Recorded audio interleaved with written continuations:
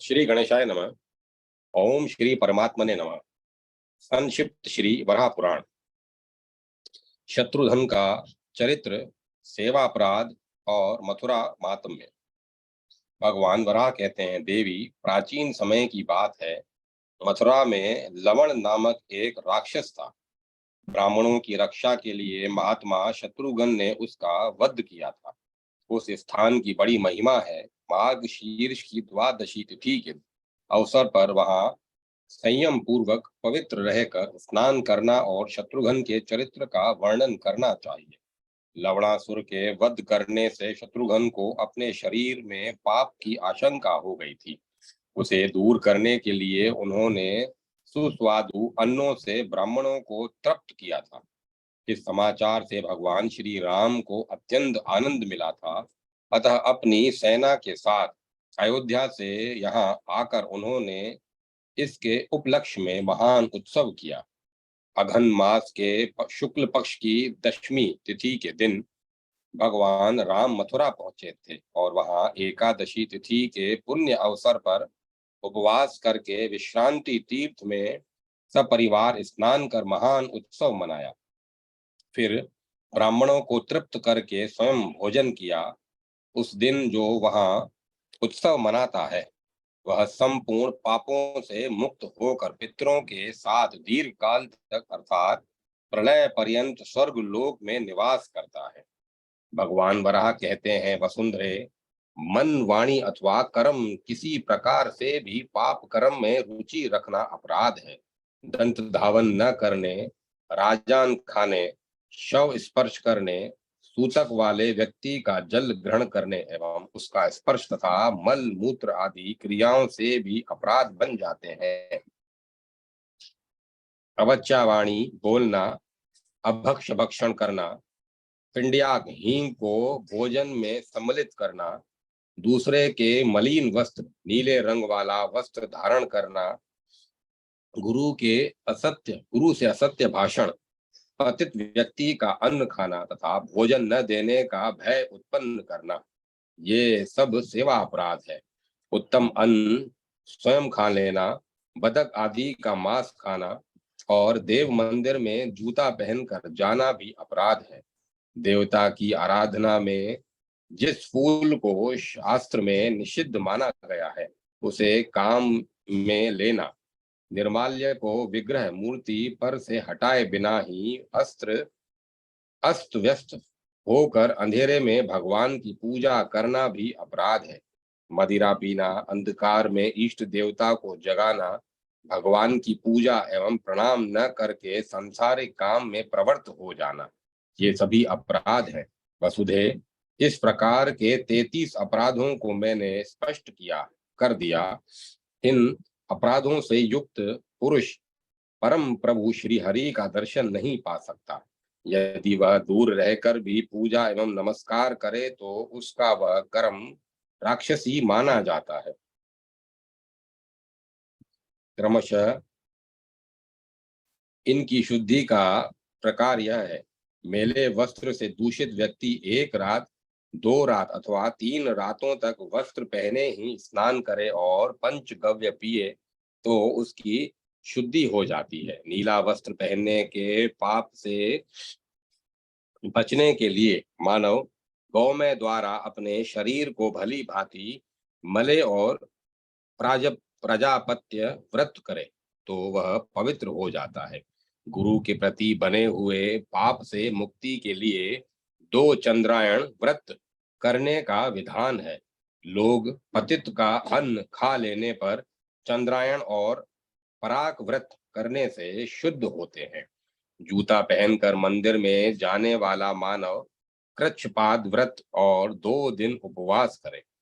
फूल तथा नैवेद्य के अभाव में भी पंचामृत से भगवान का स्नान एवं स्पर्श करके नमस्कार करने की विधि है। मदिरा पान के पाप से शुद्ध होने के लिए ब्राह्मण, क्षत्रिय और वैश्य को चाहिए कि 4 चंद्रायण व्रत तथा 12 वर्षों तक 3 प्रजापत्य व्रत करें अथवा 100 सुकर्व क्षेत्र में जाकर उपवास एवं गंगा में स्नान करें। उसके प्रभाव से वाणी शुद्ध हो सकती है। ऐसे ही मथुरा में भी स्नान उपवास करने से शुद्धि संभव है। जो मनुष्य इन दोनों तीर्थों का उक्त प्रकार से एक बार भी सेवन करता है, वह अनेक जन्मों के किए हुए पापों से मुक्त हो जाता है। इन तीर्थों में स्नान, जलपान तथा भगवान के ध्यान धारणा, कीर्तन, मनन, श्रवण एवं दर्शन करने से भी पातक पलायन कर जाते हैं। पृथ्वी ने पूछा, सुरेश्वर, मथुरा और सूकर ये दोनों ही तीर्थ आपको अधिक प्रिय हैं, पर यदि इनसे भी बढ़कर कोई अन्य तीर्थ हो तो अब उसे बताने की कृपा कीजिए। भगवान वराह कहते हैं, वसुधे, छोटी छोटी नदियों से लेकर समुद्र पर्यंत पृथ्वी पर जितने तीर्थ हैं उन सब में कुब्जाब्र कुब्जाम्रक तीर्थ श्रेष्ठ माना जाता है। मेरी श्रद्धा से संपन्न सत्पुरुष सदा उनकी प्रशंसा करते हैं। कुब्जाम्रक से भी कोटि गुना अधिक परम ग्रह सुकर्व तीर्थ है। यह समय की बात है, एक समय की बात है, मार्ग शीर्ष के शुक्ल पक्ष की द्वादशी तिथि को मैं चित्त वैष्णव तीर्थ में गया। वहां पुराणों में श्रेष्ठ एक गंगा सागरिक नामक नाम का पुराण देखा है। इसमें मेरे मथुरा मंडल में तीर्थों की अत्यंत गृह महिमा वर्णित है। सिद्ध तीर्थ से पराध पराध गुना फल यह सुलभ होता है, इसमें कोई संशय नहीं है। कुब्जाम्रक प्रभृति समस्त तीर्थों में भ्रमण करने के पश्चात मैं मथुरा में आया और एक स्थान पर बैठ गया।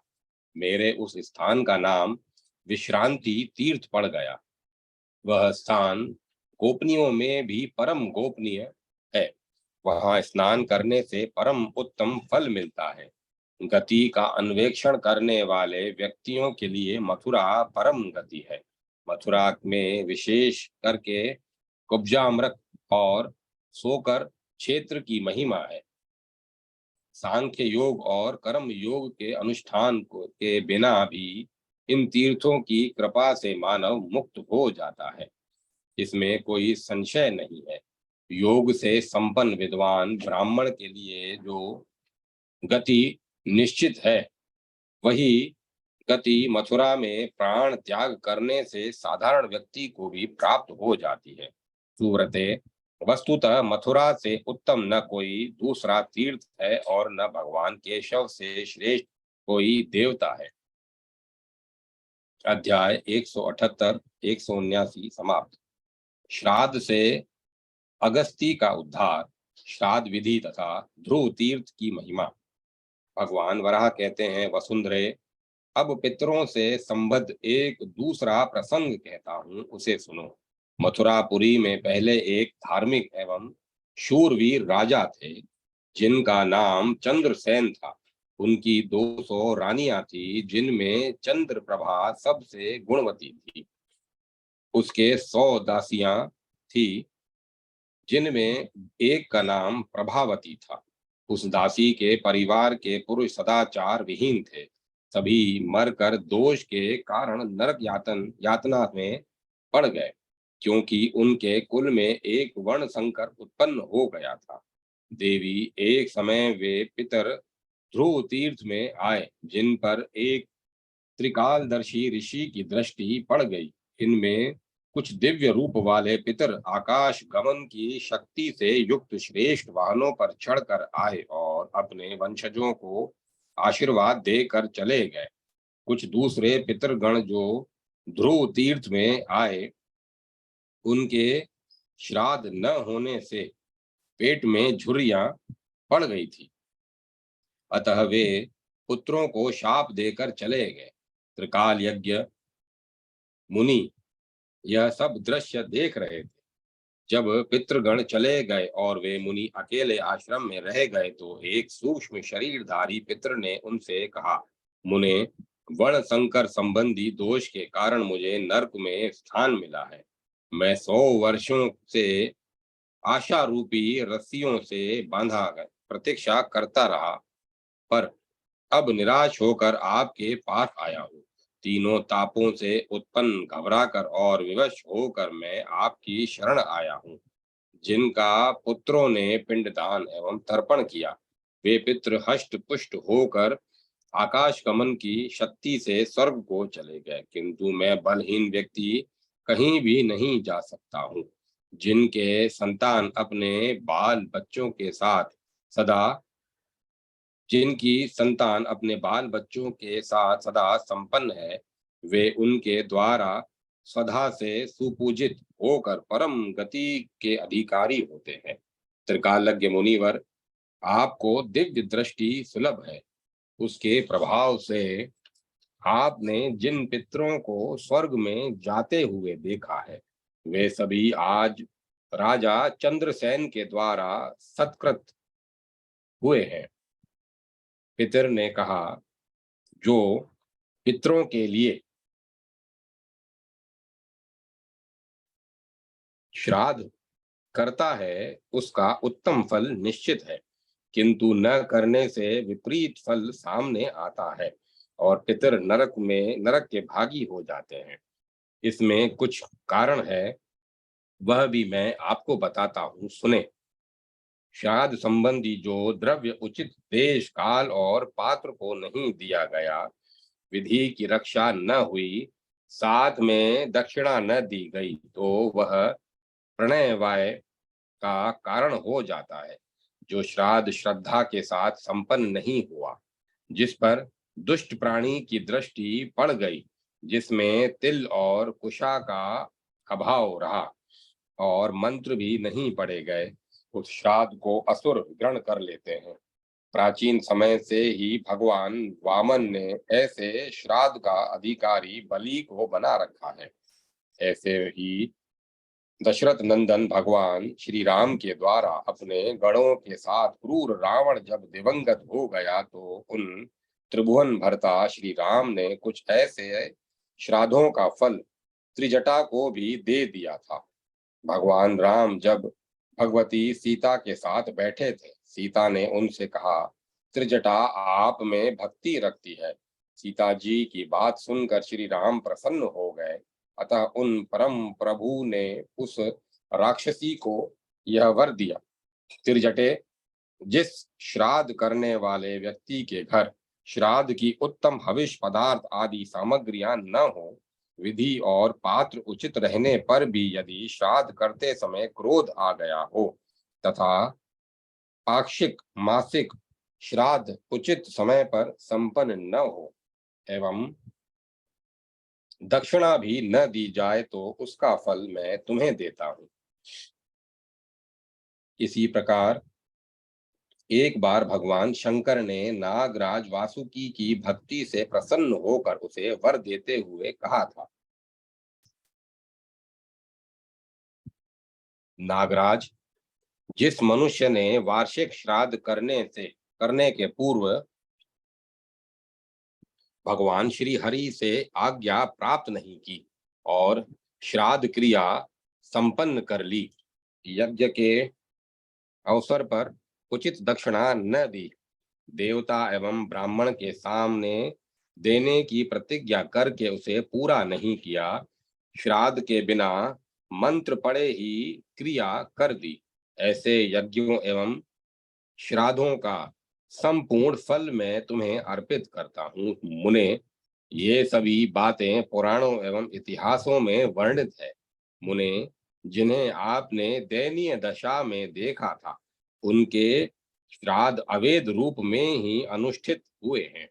अतः उसका उत्तम फल इन पितरों को प्राप्त नहीं हो सका है।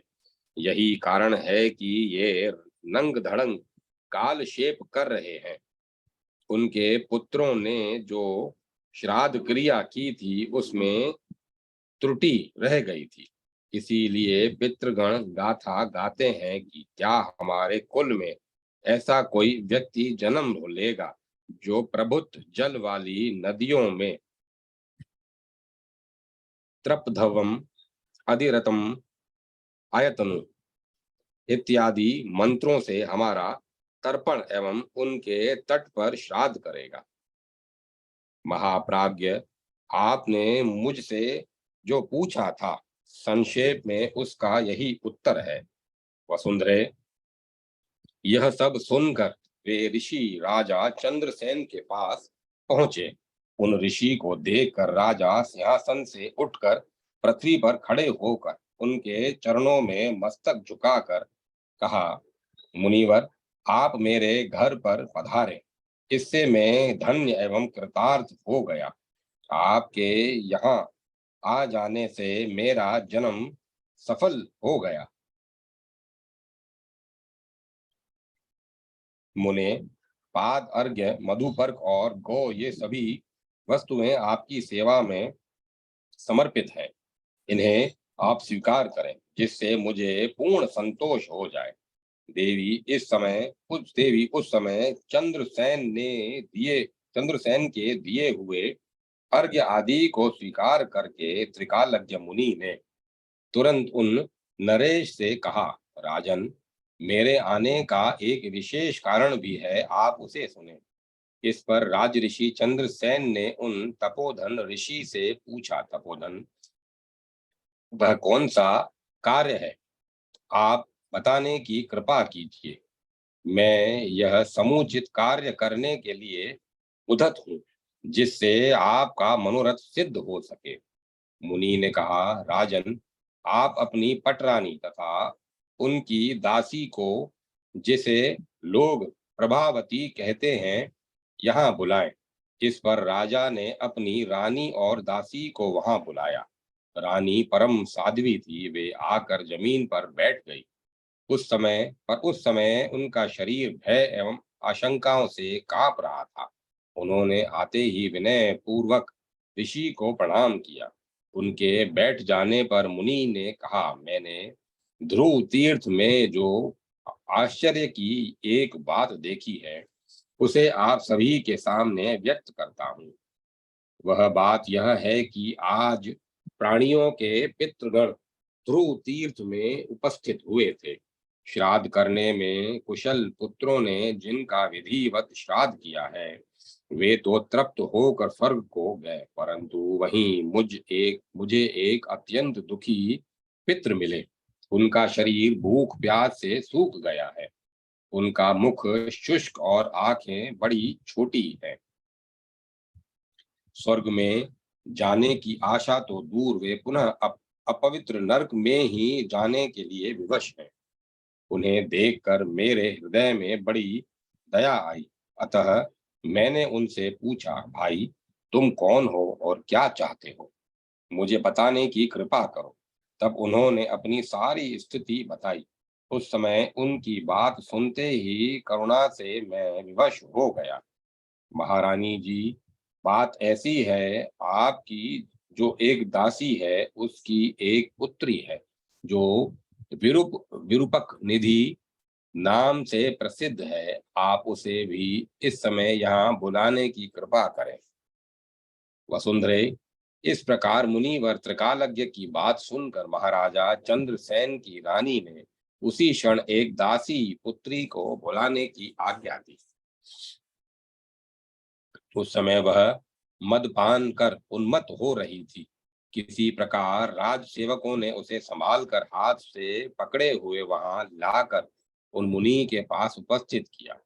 मुनि धर्म के पूर्ण ज्ञाता थे। मद के प्रभाव से विलक्षित विक्षिप्त चित्त वाली उस दासी को देखकर उन्होंने उससे पूछा,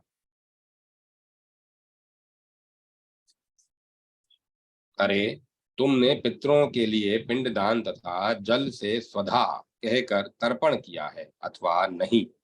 ऐसा जान पड़ता है कि तुमने पितरों को मुक्त करने वाले ही पिंड एवं तर्पण की विधियां संपन्न नहीं की हैं। वसुधे, इस पर उस दासी ने उन मुनि से कहा, मुने, ऐसी कोई भी विधि संपन्न नहीं की है। मैं तो यह भी नहीं जानती कि कौन मेरे पितृ हैं और उनके लिए कौन सी क्रिया करनी चाहिए। पृथ्वी फिर तो ऐसी बात करने कहने वाली उस दासी से उस त्रिकालज्ञ मुनि ने कहा, आज इस नगर के महाराज महारानी और यहाँ के निवासी सभी सज्जन पुरुष ध्रुव तीर्थ में पधारे। वहां पितरों के लिए पुत्रों द्वारा किए गए श्राद्ध की महिमा का फल आप लोगों के सामने सुस्पष्ट हो जाएगा। यह सुनकर सभी नगर निवासी तथा जिनकी श्राद्ध करने में कौतुकवश भी प्रवृत्ति न थी, वे सभी अधिकारी ब्राह्मण भी ध्रुव तीर्थ में गए। वहां जाने पर सबकी दृष्टि उस संतान द्वारा असत्कृत एवं अस्त व्यस्त प्राणी पर पड़ी। बेचारे को शूद्र मच्छर जैसे जीव चारों ओर से घेरे हुए थे। साथ ही वह भूख से भी अत्यंत व्यथित था। उस समय त्रिकालज्ञ ने कहा, देखो ये स्त्रियां तुम्हारी संतानों से उत्पन्न है, जो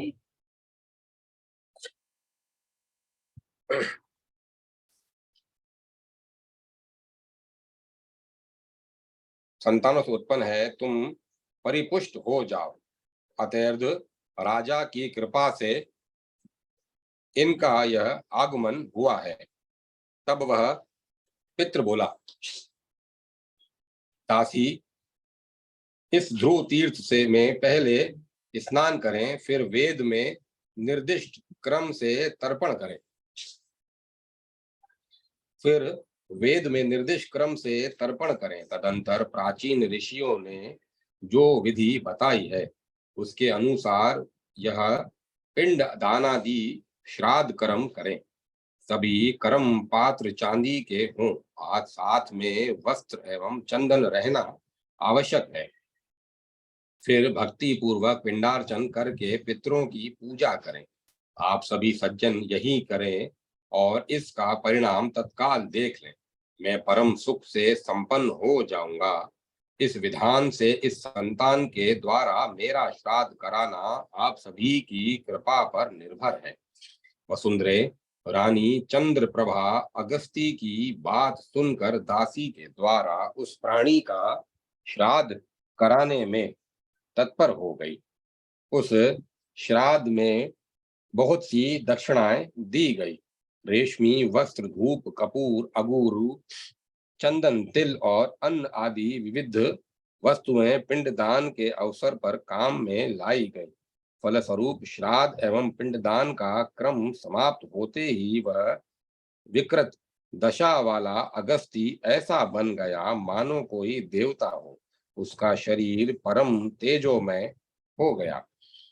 पार्श्वर्ती जो मशक थी मशक पार्श्वर्ती जो मशक थे, उनकी आकृति में भी वैसा ही परिवर्तन हो गया। अब उनसे घिरा हुआ वह प्राणी ऐसी असीम शोभा पाने लगा मानो यज्ञ में दीक्षित कोई पुरुष अंत में अभ्रत स्नान से संपन्न हुआ हो। उस समय स्वर्ग से इतने दिव्य विमान आए कि आकाश ढक गया। तब अब अगस्ती आदि सभी बोले, महानुभावों, हम लोग भली भांति तृप्त हो गए हैं, अतः अब परम धाम में जाते हैं। ध्रुव तीर्थ की यह महिमा मैंने आपके सामने प्रकट कर दी। महामुने, मेरे कहने की बात ही क्या है, आप सब ने स्वयं भी इसकी महिमा देख ली। हमारा उद्धार होना नितांत असंभव था, किंतु आपकी कृपा से हमने इस दुस्तर पाप पुंज को पार कर लिया। पृथ्वी अब वह अगस्ती नाम का प्राणी, मुनिवर, त्रिकालज्ञ, राजा चंद्रसेन, रानी चंद्रप्रभा, उपस्थित जनता, दासी प्रभावती तथा उसकी पुत्री को इस प्रकार की बातें सुनाकर तथा आप सभी लोगों का कल्याण हो, इस प्रकार कहता हुआ अपने सहचरों के साथ उत्तम विमान पर चढ़कर स्वर्ग के लिए प्रस्थान कर गया। भगवान वराह कहते हैं, भद्रे, इसके पश्चात महाराज चंद्रसेन उस तीर्थ की महिमा देखकर महर्षि त्रिकालज्ञ को प्रणाम कर अपने परिजन पुरजन सहित नगर को लौट गए। पृथ्वी मथुरा मंडल के अंतर्गत तीर्थों का महात्म्य मैंने तुम्हें सुनाया। यह तीर्थ ऐसा शक्ति संपन्न है कि जिसका स्मरण करने से भी मनुष्य के पूर्व जन्म के पाप नष्ट हो जाते हैं। जो पुरुष ब्राह्मणों की सन्निधि में बैठकर इस प्रसंग को पढ़ता है, उसने मानो गैशीर पर गया क्षेत्र में जाकर अपने पितरों को तृप्त कर दिया। महाभागे जिसकी व्रत में आस्था न हो, उस इस प्रसंग को सुनने में उदासीन हो तथा भगवान श्री हरि की अर्चा से विमुख हो, उसके सामने इसका वर्णन नहीं करना चाहिए। यह प्रसंग तीर्थों में परम तीर्थ, धर्मों में श्रेष्ठ धर्म, ज्ञानों में सर्वोत्कृष्ट ज्ञान और एवं लाभों में उत्तम लाभ है। महाभागे जिनकी भगवान श्री हरि में सदा श्रद्धा रहती है तथा जो पुण्यात्मा पुरुष हैं, उनके सामने ही इसका प्रवचन करना उचित है। सुत जी कहते हैं, ऋषियों, भगवान वराह की यह वाणी सुनकर देवी धरणी का मन अत्यंत आश्चर्य से भर गया। अब उस देवी ने प्रसन्नता पूर्वक प्रतिमा की स्थापना के विषय में प्रभु से पुनः प्रश्न करना आरंभ किया। अध्याय 180 समाप्त। काष्ठ पाषाण प्रतिमा के निर्माण, प्रतिष्ठा एवं पूजा की विधि। सुत जी कहते हैं, ऋषियों, भगवती वसुंधरा ने जब तीर्थों का महत्व सुना तो वे आश्चर्य एवं प्रसन्नता से भर गई और भगवान वराह से पुनः बोली। धरणी ने पूछा, भगवान, आपने मथुरा क्षेत्र की महत्ता का जो वर्णन किया, उसे सुनकर मुझे बड़ी प्रसन्नता हुई, परंतु मेरे हृदय में एक जिज्ञासा है। विष्णु उससे उसे सविस्तार बताने की कृपा कीजिए। मैं यह जानना चाहती हूँ कि काष्ठ पाषाण एवं मृत्तिका के विग्रह में आप किस प्रकार विराजते हैं, अथवा तांबा, कांसा, चांदी और स्वर्ण आदि की प्रतिमा में आपको कैसे प्रतिष्ठित करना चाहिए, जिससे वे आचार अर्चाएं आपका स्वरूप बन सके।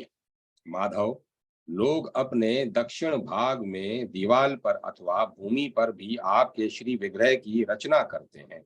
मैं उसकी विधि भी जानना चाहती हूँ। भगवान वराह बोले, वसुंधरे, जिस वस्तु या द्रव्य आदि से प्रतिमा बनवानी हो, पहले उसका शोधन करके उसे लक्षणों के अनुसार चिन्हित करना चाहिए। फिर उसकी शुद्धि कर सविधि प्रतिष्ठा करानी चाहिए। देवी, इसके पश्चात जन्म मरण रूपी भय से मुक्त होने के लिए उसकी पूजा करनी चाहिए। वसुंधरे, यदि काष्ठमयी प्रतिमा बनवानी हो तो महुए की लकड़ी सर्वोत्तम है। प्रतिमा बन जाने पर उसकी सविधि प्रतिष्ठा पूजा करें। प्रतिष्ठा के समय अर्चना की जिन वस्तुओं का मैंने वर्णन किया है, उन गंध आदि पदार्थों को विग्रह पर अर्पित करना चाहिए। कपूर, कुमकुम, दालचीनी, अगरू, रस, इत्र, चंदन, सेहलक तथा कुशीर आदि सामानों से विवेकशील पुरुष उस प्रतिमा का अनुलेपन एवं पूजन करें। स्वस्तिक वृद्धि का सूचक है, अतः प्रतिमा पर उसका श्री वत्स का तथा कौस्तुभ मणि का चिन्ह रहना चाहिए।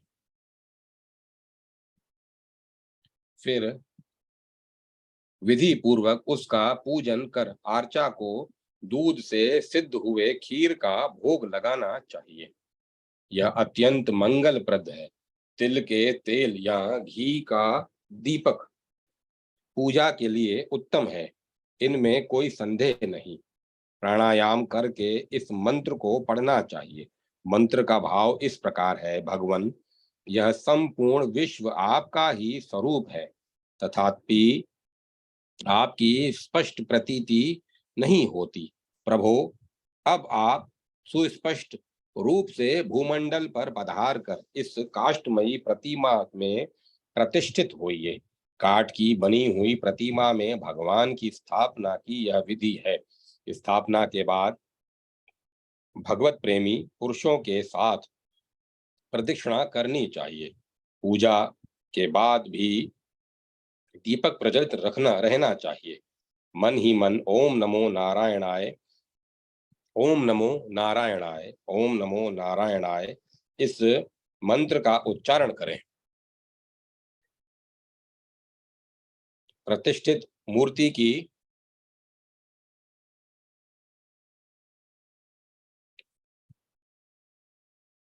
पूजा नित्य होनी चाहिए। साथ ही इस प्रकार प्रार्थना करें, भगवन, आप मेरे एकमात्र आश्चर्य हैं। वासुदेव, मैं प्रार्थना करता हूं कि आप उस स्थान का कभी परित्याग न करें। वसुंधरे, फिर उस समय वहां अन्य जितने भी भगवत प्रेमी लोग उपस्थित हो, वे सभी इसी विधि से आचार्य विग्रह की पूजा करें। फिर सबको चंदन पुष्प अनुलेपन एवं नैवेद्य द्वारा सविधि पूजा करना चाहिए। सुंदरी, महुए की लकड़ी के महुए की लकड़ी से प्रतिमा बनाने और प्रतिष्ठा करने का यही विधान है। जो मानव काष्ठ की प्रतिमा स्थापित कर इस विधि के साथ पूजा करता है, वह संसार में न जाकर मेरे लोक को प्राप्त होता है। भगवान वराह कहते हैं, वसुंधरे, अब मैं जिस प्रकार पाषाण की बनी हुई प्रतिमा में निवास करता हूँ वह बतलाता हूँ। पाषाण की अच्छी प्रतिमा बनाने के लिए देखने में सुंदर, शल्य रहित एवं भली भांति शुद्ध किसी पत्थर को देकर उसमें दक्ष कलाकार को नियुक्त करें। सर्वप्रथम उस पत्थर पर भांति उस एक उजली बाती से प्रतिमा चिन्हित करके उसकी अक्षत आदि से पूजा कर दीपक दिखाएं और दही एवं चावल से बलि देकर प्रदक्षिणा करें। इसके पश्चात ओम नमो नारायणाय यह मंत्र पढ़कर कहें, भगवन, आप संपूर्ण प्राणियों में श्रेष्ठ एवं परम प्रसिद्ध हैं। सूर्य, चंद्रमा एवं अग्नि आपके ही रूप हैं। आपसे अधिक विज्ञ चराचर विश्व में अन्य कोई है ही नहीं। भगवान वासुदेव, इस मंत्र के प्रभाव से प्रभावित होकर आप इस प्रतिमा में शनैः शनैः प्रतिष्ठित होकर मेरी कीर्ति को बढ़ाएं तथा स्वयं भी वृद्धि को प्राप्त हो। अच्युत वराह, आपकी जय हो, जय हो। आप अपनी अभिष्ट प्रतिमा स्वयं निर्मित कराएं। फिर ऐसी धारणा करें कि सारा विश्व एक परम प्रभु भगवान नारायण का ही स्वरूप है। जब मूर्ति बन जाए तो उसे पूर्वाभिमुख रखें।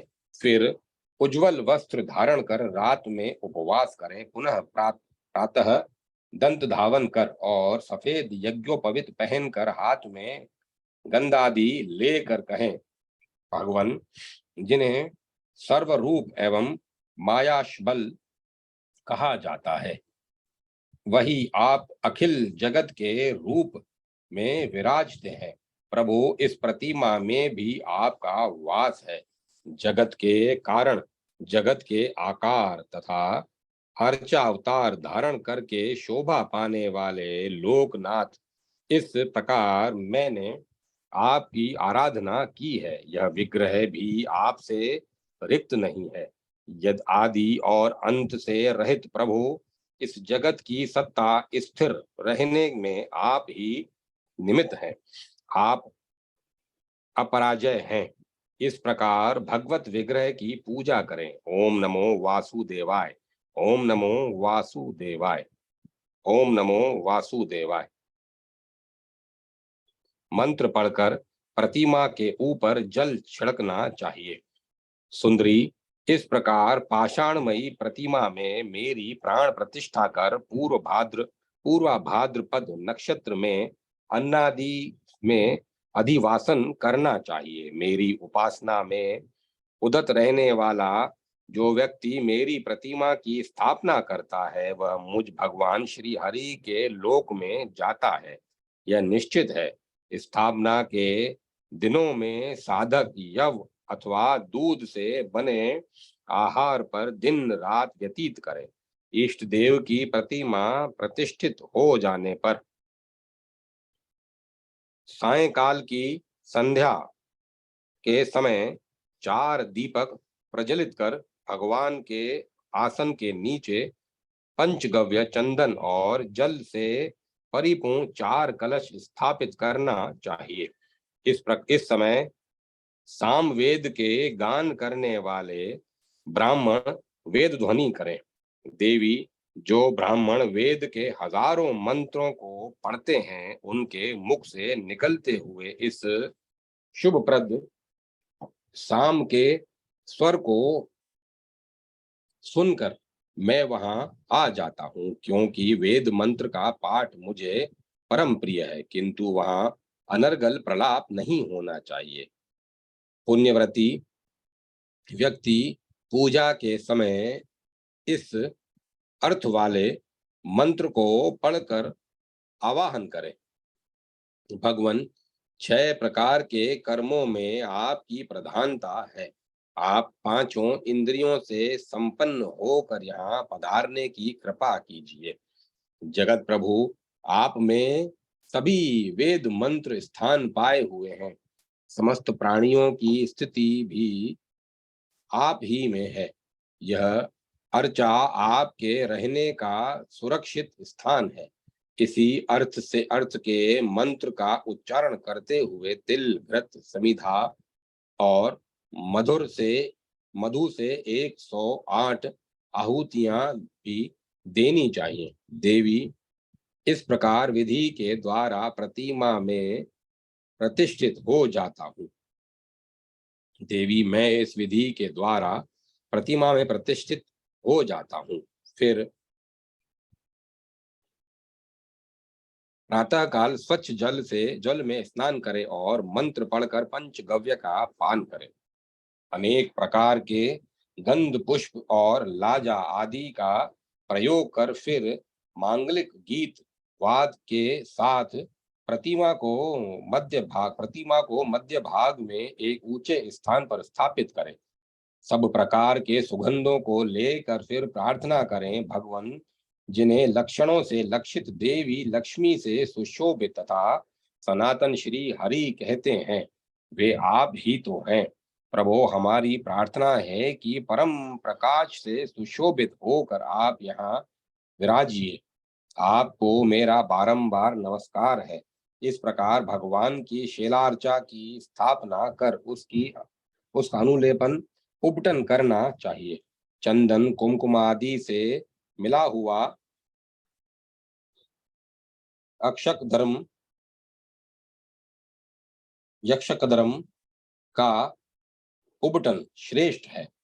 इस प्रकार उपटन अर्पण करके इस अर्थ का मंत्र पढ़ना चाहिए। प्रभु, आप संपूर्ण संसार में प्रधान है तथा ब्रह्मा और बृहस्पति ने आपकी भली भांति पूजा की है। आप अखिल लोक के कारण एवं मंत्र युक्त हैं। भगवान, मैं आपका इस मंत्र के द्वारा स्वागत करता हूँ। आप यहाँ विराजने की कृपा कीजिए। इस विधि से भली भांति स्थापना करके गंध एवं फूलों से पूजा करनी चाहिए। मेरे विग्रह पर पहले श्वेत वस्त्र चढ़ाना चाहिए। वस्त्र अर्पण करते समय इस अर्थ का मंत्र पढ़ें। देवेश, भक्ति पूर्वक वस्त्र आपके लिए अर्पित करता हूँ। विश्वमूर्ते, इन वस्त्रों को आप ग्रहण करके मुझ पर प्रसन्न होइए। आपको मेरा बारंबार नमस्कार है। तत्पश्चात कुमकुम और अगरू से मिला हुआ धूप देना चाहिए। धूप देते समय इस अर्थ का मंत्र पढ़ना चाहिए। देवेश, जो आदि जो आदि रहित पुराण पुरुष तथा संपूर्ण संसार में सर्वोपरि शोभा पाते हैं, वे भगवान नारायण। आप चंदन मालाएं, धूप और दीप स्वीकार करने की कृपा कीजिए। आपको मेरा निरंतर नमस्कार है। इस प्रकार पूजा करने के पश्चात भगवत प्रतिमा के सामने नैवेद्य अर्पण करना चाहिए। प्रापण अर्पण करने का मंत्र पूर्व में बतला दिया गया है, उसी का उच्चारण करके विज्ञ पुरुष उसे अर्पित करें। शरीर की शुद्धि के लिए नैवेद्य के बाद आचमन देना आवश्यक है। शांति पाठ करें, क्योंकि शांति का पाठ करने से संपूर्ण कार्यों में सिद्धि सुलभ हो जाती है। मंत्र का भाव यह है, जगत प्रभो, ओमकार आपका स्वरूप है। आप ऐसी कृपा करें कि राजा, राष्ट्र, ब्राह्मण, बालक, वृद्ध, गौएं, कन्याएं तथा पतिव्रताओं में भली भांति शांति रहे, रोग नष्ट हो जाएं, किसानों के यहाँ सदा अच्छी फसल उत्पन्न हो, दुर्भिक्ष दुर्भिक्ष न रहे, समय पर अच्छी वृष्टि हो और विश्व में शांति बनी रहे। वसुंधरे, व्रती पुरुष इस प्रकार की विधि का पालन करते हुए शास्त्र में निर्दिष्ट विधि के द्वारा देवेश्वर भगवान की भली प्रकार से आराधना करे। इसके पश्चात ब्राह्मणों को निरहार निरंकार निरंकार निरहंकार भाव से भोजन कराए। यदि अपने में शक्ति न हो तो गरीबों एवं अनाथों को भी यदि अपने में शक्ति हो तो गरीबों एवं अनाथों को भी तृप्त करने का प्रयत्न करें। इस विधि से मेरी अर्चा की स्थापना करनी चाहिए। इसके परिणाम स्वरूप पुरुष मेरे लोक में प्रतिष्ठा पाता है। फिर तो मेरे अंगों पर जल की जितनी बूंदें गिरती हैं, उतने हजार वर्षों तक वह विष्णु लोक में रहने का अधिकारी होता है। भूमे अहंकार से रहित जो व्यक्ति मेरी स्थापना करता है, वह मानो अपने 49 पीढ़ियों के पुरुषों का उद्धार कर देता है। अध्याय 181 182 समाप्त।